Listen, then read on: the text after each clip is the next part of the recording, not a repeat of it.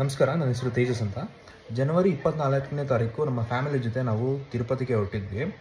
ಹೋದ್ವಿ. ತಿರುಪತಿಯಿಂದ ತಿರುಮಲಗೆ ನಿಮಗೆ ಎಂಟ್ರೆನ್ಸ್ ಆಗಬೇಕು ಅಂತಂದರೆ ಒಂದು ಚೆಕ್ ಪೋಸ್ಟ್ ಇರುತ್ತೆ. ಆ ಚೆಕ್ ಪೋಸ್ಟಲ್ಲಿ ನಮಗೆ 2 ಇನೋವಾ ಕಾರಲ್ಲಿ ನಾವು ಹೋಗಿದ್ದು. ಒಂದು ಕಾರಲ್ಲಿ ಅಪ್ಪು ಸರ್ದು ನಾವು ಒಂದು ಸ್ಟಿಕ್ಕರ್ ಹಾಕ್ಸಿದ್ವಿ. ಅದು ಪೆಟ್ರೋಲ್ ಕ್ಯಾಪ್ ಬರುತ್ತಲ್ಲ, ಪೆಟ್ರೋಲ್ ಟ್ಯಾಂಕ್ದು, ಆ ಕ್ಯಾಪ್ ಮೇಲೆ ಸಣ್ಣದಾಗಿ ಹಾಕ್ಸಿದ್ವಿ. ಈ ಒಂದು ಸ್ಟಿಕ್ಕರ್ನ ನಾವು ಇದು ಮೇಲ್ಗಡೆ ಹೋಗೋದಕ್ಕೆ ಇದು ಬ್ಯಾನ್ ಆಗಿದೆ. ಈ ಥರ ಸ್ಟಿಕ್ಕರ್ಸ್ನ ಯಾರೂ ಹಾಕೋಂಗಿಲ್ಲ. ಯಾವುದೇ ಸ್ಟಿಕ್ಕರ್ಸ್ ಆಗಲಿ ಇದನ್ನು ತೆಗೆದ್ಬಿಟ್ಟೆ ನೀವು ಮೇಲಕ್ಕೆ ಹೋಗಬೇಕು ಅಂತ ಹೇಳ್ಬಿಟ್ಟು ನಮಗೆ ಅದನ್ನು ತೆಗೆಯೋದಕ್ಕೆ ಹೇಳಿದ್ರು.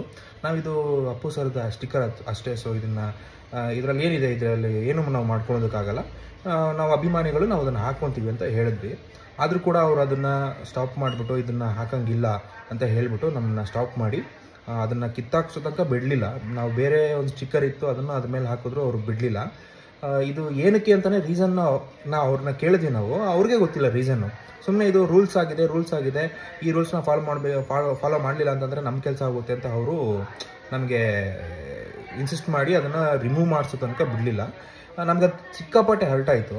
ನಾವು ಏನಕ್ಕೆ ಅಟ್ಲೀಸ್ಟ್ ರೀಸನ್ ಆದರೂ ಗೊತ್ತಾದರೆ ನಮಗೆ ಒಂಥರ ಸಮಾಧಾನ ಆಗುತ್ತಲ್ಲ, ಏನಕ್ಕೆ ಮಾಡ್ತಾ ಇದ್ದಾರೆ ಅಂತ ಹೇಳ್ಬಿಟ್ಟು. ನನಗೆ ಇನ್ನೊಂದು ಡೌಟು ಅಂತಂದರೆ, ಎಷ್ಟೊಂದು ಜನ ಓಡಾಡ್ತಾ ಇರ್ತಾರೆ, ಮತ್ತು ಆಂಧ್ರ ಪ್ರದೇಶ್ ಏನಾದರೂ ರಾಜಕೀಯದಲ್ಲಿರೋರೆಲ್ಲ ಓಡಾಡ್ತಾರೆ, ಮತ್ತು ಆ್ಯಕ್ಟರ್ಸ್ ಓಡಾಡ್ತಾರೆ. ಸೊ ಅವ್ರ ಗಾಡಿಗಳಿಗೆಲ್ಲ ಇದೇ ರೀತಿ ಅವರು ಕಿತ್ಬಿಟ್ಟು ಕಳಿಸ್ತಾರ ಏನು ಅಂತ ನನಗೆ ಗೊತ್ತಿಲ್ಲ. ಬಟ್ ನಮಗಾಗಿದ್ದ ಇನ್ಸಿಡೆಂಟ್ನ ನಾನು ಎಕ್ಸ್ಪ್ಲೈನ್ ಮಾಡಿದ್ದೀನಿ.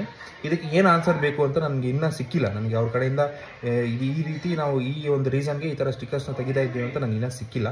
ಇದಕ್ಕೊಂದು ಆನ್ಸರ್ ಸಿಗಬೇಕು ಅಂತ ನಾನು ಆಶಿಸ್ತೀನಿ.